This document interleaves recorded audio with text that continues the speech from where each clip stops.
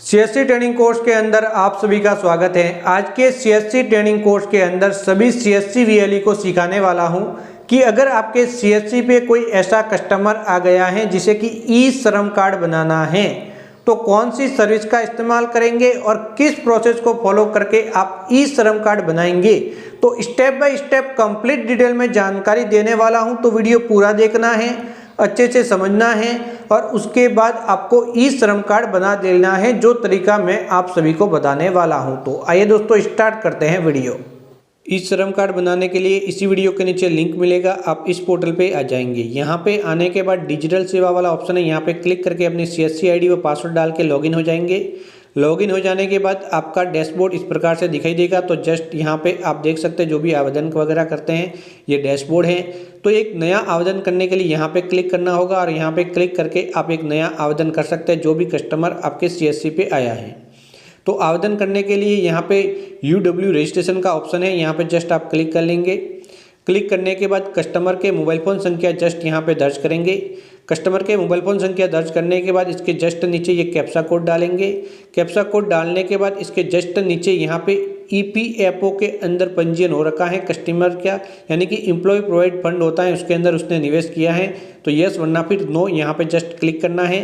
तो ये ऑप्शन सही ध्यानपूर्वक लेना है, कस्टमर से कंफर्म करके, यहाँ पे आपको गलती बिल्कुल नहीं करनी है।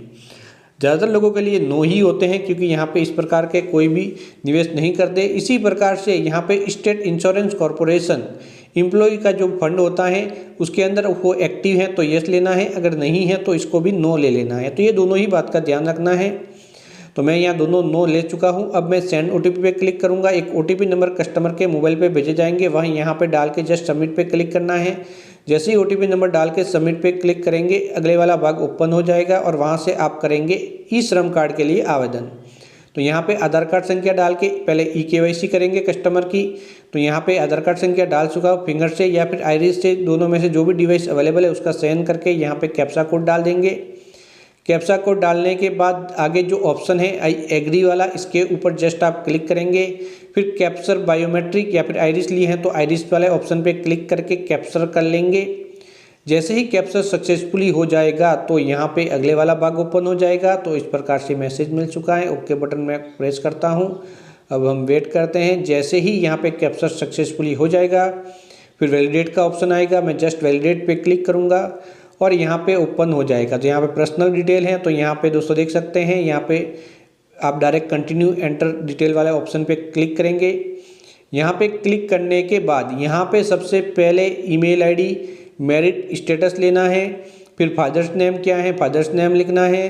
फादर्स नेम लिखने के बाद मदर्स नेम लिखना है। तो ये एक एक करके डिटेल भरते जाना है और डिटेल बिल्कुल सही भरनी है डॉक्यूमेंट के अकॉर्डिंग।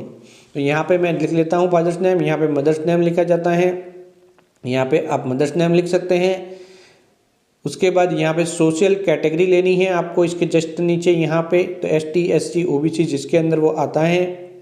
सोशल कैटेगरी सर्टिफिकेट है तो सूज फाइल पे अपलोड कर सकते हैं, वरना इतना कोई ज़रूरी नहीं है। ब्लड ग्रुप पता है तो ले सकते हैं, नहीं पता तो ब्लैंक छोड़ देंगे। डिसेबल है तो यस लेके डिटेल भरना, वरना फिर नो। फिर आगे बढ़ेंगे, यहाँ पे नॉमिनी की डिटेल भरनी है, जिससे नॉमिनेट करना चाहता है आवेदक, तो उसका नाम, उसकी डेट ऑफ बर्थ लिखनी है, डेट ऑफ बर्थ नॉमिनी की क्या है। उसके बाद उसका जेंडर क्या है तो जेंडर ले लेना है यहाँ पे नॉमिनी का। उसके बाद रिलेशन विद एप्लीकेंट के साथ उसका क्या रिश्ता है, आवेदक को वो क्या लगता है। फिर नॉमिनी का एड्रेस लिखना है और उसके जस्ट नीचे नॉमिनी के मोबाइल फ़ोन नंबर लिख लेने हैं और ये डिटेल कंप्लीट हो जाएगी। फिर सेव एंड कंटिन्यू पे आप जस्ट क्लिक करेंगे। यहाँ पे क्लिक करते ही अगले वाला भाग ओपन हो जाएगा। यहाँ पे आपको रेजिडेंशियल डिटेल लेनी है, तो सबसे पहले स्टेट लेना है, फिर डिस्ट्रिक्ट लेना है, फिर एड्रेस लिखना है। तो एड्रेस लाइन 1 पहले अर्बन या फिर रूरल है वो ले लेना है, फिर एड्रेस लाइन 1 के अंदर लिखना है, एड्रेस लाइन 2 के अंदर जो भी है वो लिख लेना है। फिर यहाँ पे स्टेट लेना है, फिर यहाँ पे डिस्ट्रिक्ट लेना है, यहाँ पे तहसील लेनी है, तहसील लेने के बाद यहाँ पे विलेज या फिर सिटी जो भी है वो लिख लेना है। फिर यहाँ पे पिन कोड लिखना है। तो ग्रामीण के अंदर थोड़े से अलग ऑप्शन आएंगे, अब मैं शहरी का भर रहा हूँ तो ये ऑप्शन आता है। तो यहाँ पे मैं पिन कोड लिख लूँगा, ये एड्रेस कंप्लीट हो चुका है। फिर यहाँ पे दोस्तों दूसरा है, यहाँ पे इस एड्रेस जो ऊपर लिखा है कहाँ कितने साल से आप रह रहे वो लेना है। फिर परमानेंट एड्रेस वाला ऑप्शन आएगा, तो यहाँ पे अर्बन है तो अर्बन, रूरल है तो रूरल लेना है। अब ये एड्रेस भी उसी प्रकार से भर लेना जिस प्रकार से प्रेजेंट एड्रेस भरा था। उसके बाद सेव एंड कंटिन्यू पे क्लिक करना है। यहाँ पे एजुकेशन क्वालिफिकेशन ले लेना है, जिसका ई श्रम कार्ड बना रहे, कितनी पढ़ाई कर रखी है, डॉक्यूमेंट है तो अपलोड कर सकते हैं। इनकम ले लेनी है, मंथली इनकम ले लेनी है। उसके बाद यहाँ पे इनकम सर्टिफिकेट है तो वो भी आप अपलोड कर सकते हैं, वरना फिर इतनी कोई ज़रूरत नहीं होती। उसके बाद सेव एंड कंटिन्यू पे क्लिक करेंगे और सेव एंड कंटिन्यू पे क्लिक करने के बाद आप जस्ट यहाँ पे आ जाएंगे। यहाँ पे दोस्तों देख सकते हैं, यहाँ पे इस प्रकार के प्लेटफॉर्म पे रजिस्ट्रेशन है तो यस वरना फिर नो ले लेंगे। यहाँ पे सबसे पहले एनसीओ कोड की लिस्ट डाउनलोड करनी है और देखना है कि वो आवेदक क्या काम करता है। वो इस लिस्ट के अंदर देख लेना है कौन से एनसीओ कोड के अंतर्गत आता है, और देख के जो नाम यहाँ पे लिखा हुआ है उस एनसीओ कोड के अकॉर्डिंग वही यहाँ पे टाइप करना है। और जैसे ही वो टाइप करेंगे तो ड्रॉप डाउन के अंदर वो सभी दिखाई देंगे जो भी हैं, तो उसमें से वो कैटेगरी ले लेंगे, वो ट्रेड ले लेंगे और ऑटोमेटिक यहाँ पे आ जाएगा। और उसके बाद ये काम कितने साल से ये आवेदक कर रहा है वो साल ले लेने हैं। प्राइमरी यहाँ पे ईयर लिखा हुआ है, यहाँ पे जस्ट नीचे अभी आप देख सकते हैं मैंने 30 ईयर लिया है, यहाँ पे आप ले सकते हैं। उसके बाद सेकेंडरी कोई काम करता है तो वो भी ले सकते हैं, वरना फिर सेकेंडरी काम नहीं करता तो ब्लैंक छोड़ देंगे। अब यहाँ पे जो भी वो काम कर रहा है वो जो भी है वो कहाँ से सीखा है तो वो ले लेना है। सब स्किल कोई है तो दोस्तों देख सकते हैं यहाँ पे दिया हुआ वो ले लेना है। और इंटरेस्टेड इन स्किल अपग्रेड करना चाहता है तो वो ले लेना है। फिर सेव एंड कंटिन्यू पे क्लिक करना है। अब यहाँ पे बैंक खाता, तो सबसे पहले बैंक अकाउंट नंबर यहाँ पे लिखने हैं कस्टमर के। फिर यहाँ पे वो जो बैंक खाता है वो आधार कार्ड के साथ लिंक होना चाहिए, इस बात का भी ध्यान रखना। बैंक खाता कंफर्म करेंगे, फिर अकाउंट होल्डर का नाम लिखेंगे, फिर यहाँ पे IFSC कोड दर्ज करेंगे। यहाँ पे IFSC कोड दर्ज करने के बाद जस्ट सर्च पे क्लिक करेंगे। यहाँ पे बैंक नेम और बैंक ब्रांच ऑटोमेटिक आ जाएगी। कंटिन्यू पे क्लिक करेंगे, कंटिन्यू पे क्लिक करते ही आप जस्ट आगे बढ़ जाएंगे। तो मैं यहाँ पे डिटेल भर चुका हूँ, सेव एंड कंटिन्यू पे क्लिक करूँगा, क्लिक करते ही मैं आगे बढ़ जाऊँगा और यहाँ पे जो भी मेरा फॉर्म भरा वो दिखाई देगा। तो एक एक डिटेल की मैं जाँच करूँगा। फोटो आधार कार्ड से दोस्तों देख सकते हैं आ चुका है, नाम भी आधार कार्ड से वगैरह, डेट ऑफ बर्थ वगैरह आ जाती है। तो यहाँ पे सबसे पहले ये पर्सनल डिटेल देख लेनी है जो आपने भरी है, फिर यहाँ पे नॉमिनी डिटेल देखनी है, फिर आपको एड्रेस देखना है जो कि आपने भरा है, फिर क्वालिफिकेशन एंड इनकम डिटेल देखनी है, फिर यहाँ पे एक एक करके सभी डिटेल देखनी है। कमी है तो अभी तक तो आप अपडेट कर सकते हैं।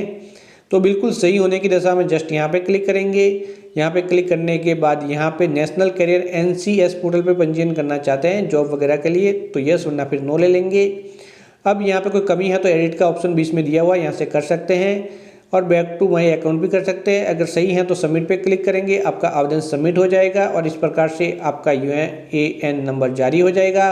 और ये आपका ई श्रम कार्ड है तो इसकी प्रिंट आउट निकालेंगे, कस्टमर को दे देंगे और इस प्रकार से आपका काम कंप्लीट हो चुका है।